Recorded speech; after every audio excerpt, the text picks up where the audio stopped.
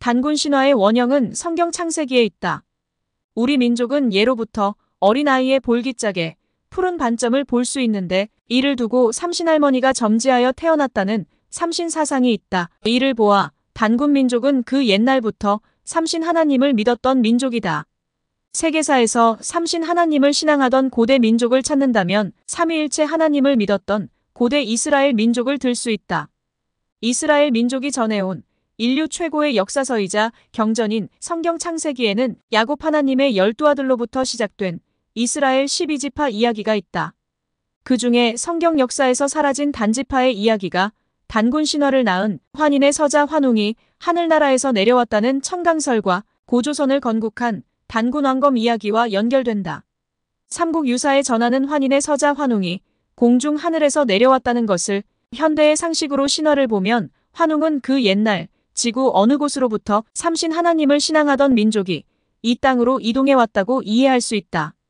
따라서 환웅은 삼신 하나님을 신앙하던 고대 어느 한 부족장의 서자이면서 장자의 축복을 받은 신분이라는 것을 유추할 수 있다.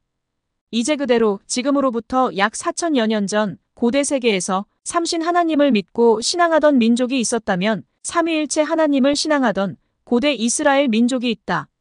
세계사에서 최고의 경전이자 역사서인 성경 창세기에는 야곱 하나님의 12아들 가운데 다섯째 아들 단이 하나님의 본처 장자의 명분과 심판권을 축복받는 내용이 있다.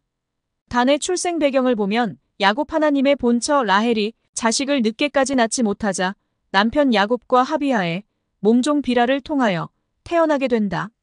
그래서 라헬은 단의 출생을 보고 억울함을 풀었다며 재판관, 심판관이란 의미를 가진 단이라는 이름을 지어주고 자기의 장자로 입양하여 양육하게 된다.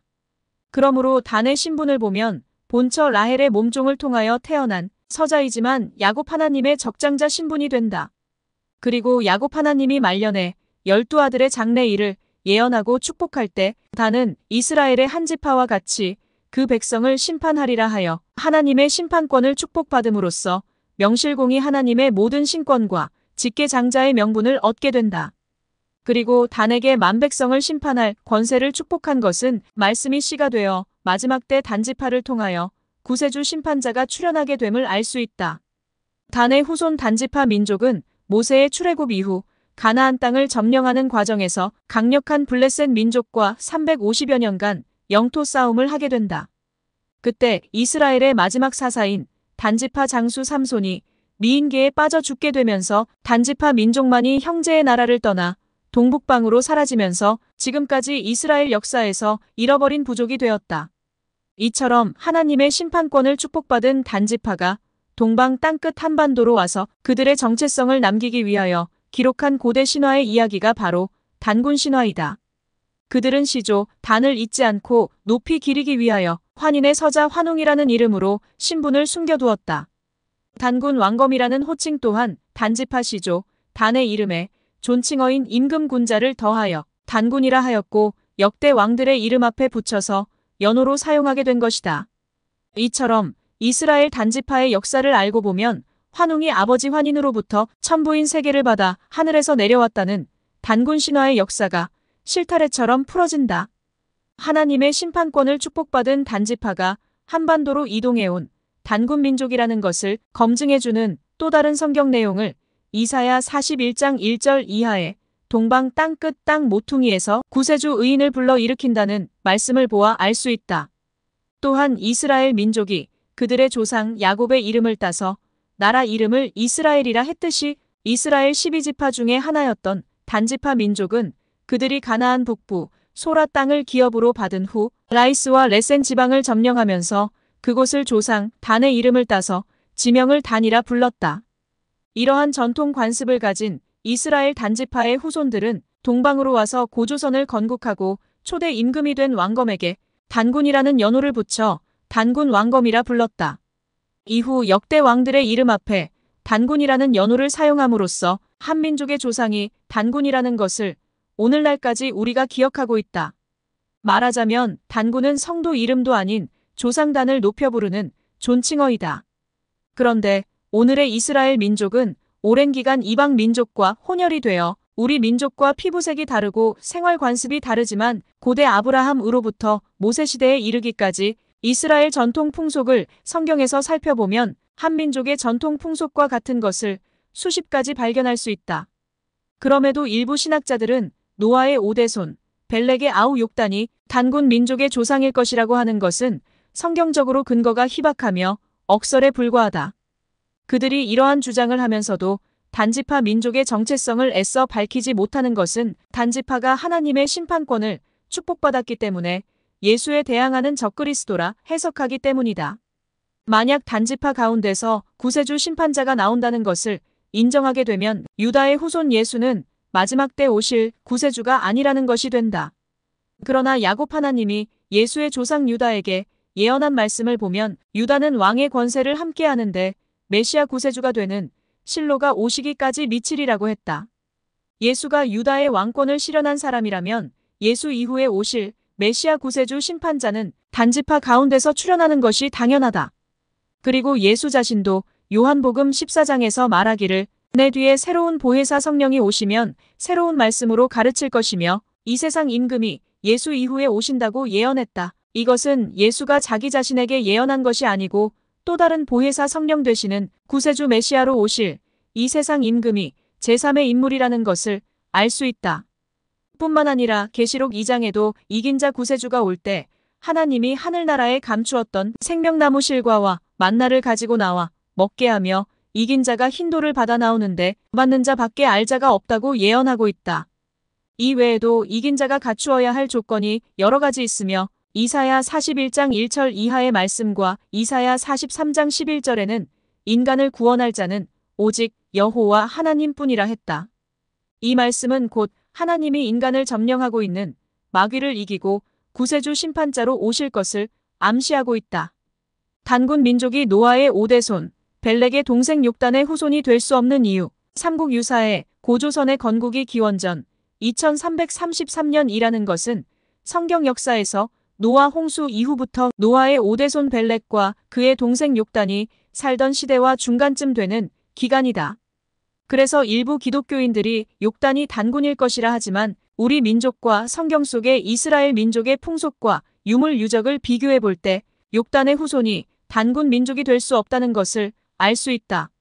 그 이유는 첫째, 야곱 하나님의 다섯째 아들 단의 출생 배경을 성경 창세기 30장 3절 이하에서 살펴보면 단이 서자로 태어났지만 야곱의 본처 장자로 입양되어 하나님의 적장자 신분이 되었고 하나님의 심판권을 축복받음으로써 하나님의 신권을 물려받은 것이다. 이것이 우리 신화에서는 환인의 서자 환웅이 천부인 세계를 받아 하늘에서 내려왔다고 표현하고 있다. 하나님의 모든 권한은 한 번의 축복으로 축복받은 자에게 승계된다. 이러한 사례를 창세기 27장에서 보면 이삭 하나님의 아들 야곱에게 속아서 장자권과 하나님의 신을 축복한 후에 쌍둥이 형 에서가 늦게 사냥을 하고 와서 축복해달라고 했을 때 더 이상 축복할 것이 없다고 하는 사건에서 알 수 있다.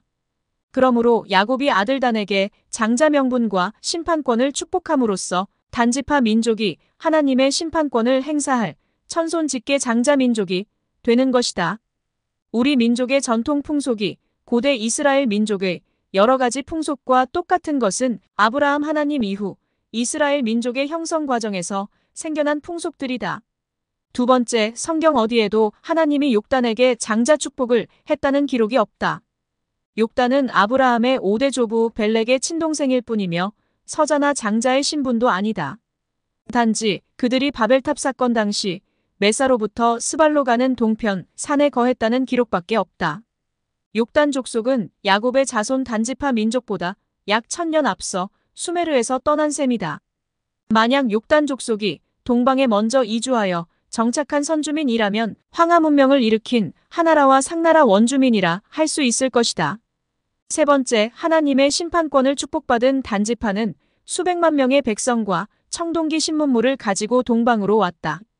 삼국 유사의 기록처럼 서자 환웅의 무리 3000으로 불리는 이스라엘 단지파 민족은 야곱 시대로부터 약 850년에 걸쳐 애굽과 가나안 땅에서 12지파의 대민족을 형성하며 하나님의 신앙을 키웠고 모세가 광야에서 2차 인구조사를 했을 때 단지파는 전쟁에 나가 싸울 수 있는 장정의 수가 약 6만 4천여 명이었다. 거기에 남녀노소 가족을 더하면 실제 인구는 최소 20만에서 30만 명에 이르는 대부족임을 짐작할 수 있다. 그리고 가나안 점령 후에 약 350년간 살 동안 인구가 더 증가했다고 한다면 가나안을 떠날 당시에 최소한 수백만 명에 이를 것이라 추산할 수 있다. 그리고 이들은 이미 하나의 왕국을 건국할 수 있을 만큼 지중해의 청동기 문명과 정치적 통치 조직과 전투력 그리고 종교적 신앙심과 율법을 갖춘 민족이었다. 그들은 모세의 출애굽 때와 같이 하나님의 섭리에 따라 수세대에 걸쳐 민족 대이동을 해왔던 것이다. 그래서 홍익인간 제세이화의 이념을 품고 삼위태백의 동방으로 이동하여 신시를 열고 고조선을 세운 곳이 백두산과 한반도 일대이다. 넷째, 단군의 명칭은 이스라엘 단지파의 시조, 단의 이름에 존칭어인 임금군자를 더하여 조상을 존중하고 오래도록 기리기 위한 왕의 연호이며 성과 이름이 아니다. 즉, 고조선을 건국한 왕검과 역대 임금의 이름 앞에 붙여 불렀던 왕의 연호이다. 다섯째, 한민족이 동짓날 팥죽을 쑤어 문설주에 바르는 풍속은 모세 이후 이스라엘 민족이 출애굽을 기념하는 유월절 풍속에서 유래된 것이다. 그러므로 모세의 출애굽보다 수백 년 앞선 욕단 시대에는 문설주에 양의 피를 바르는 풍속이 없었다. 여섯째, 태백산과 마니산 참성단이나 높은 산에 올라 제사 지내는 풍속은 하나님이 아브라함의 믿음을 시험하기 위하여 그의 사랑하는 아들 이삭을 하나님께 희생제물로 바치라고 하는 데서부터 비롯된 것이라 할 수 있다. 일곱 번째, 한민족 고유의 결혼 풍속인 형사취수 제도는 이스라엘 민족이 형성되는 과정에서 유다의 세 아들이 결혼하는 장면에서 볼 수 있으며 야곱 하나님 이후 생겨난 이스라엘 민족의 고유 풍속이라 할 수 있다. 그리고 시바지 제도 역시 단지파의 시조, 단의 출생에서 비롯된 것임을 알 수 있다. 여덟 번째, 한민족이 선산에 장례하는 풍속이나 삼배옷 입고 죽은 자에게 애곡하는 풍속과 돌 제단 위에 제물을 놓고 제사하는 풍속 등은 아브라함 이후 이스라엘 민족에서 시작되었다. 아홉 번째, 삼신 숭배 사상이나 신주단지를 모시는 풍속들은 모세의 출애굽 이후 광야에서 40년간 만나를 먹고 살았던 것을 잊지 않고 하나님의 믿음을 후손들에게 전하기 위한 방편으로 만나를 오멜에 담아 성막 앞에 보관하던 관습에서 비롯된 풍속이다. 열 번째, 현재 국립중앙박물관에 보관하고 있는 히브리 문양이 새겨진 와당 유물은 모세시대에 사용하던 히브리 문자임이 밝혀지고 있다. 이외에도 한민족의 고대 언어와 문자, 아리랑 노래와 나라꽃, 무궁화의 유래 등 두 민족의 전통 문화와 풍속을 비교하여 살펴보면 고대 이스라엘의 잃어버린 단지파 민족이 천년의 세월을 두고 이동해온 단군 민족임을 알 수 있게 한다. 감사합니다.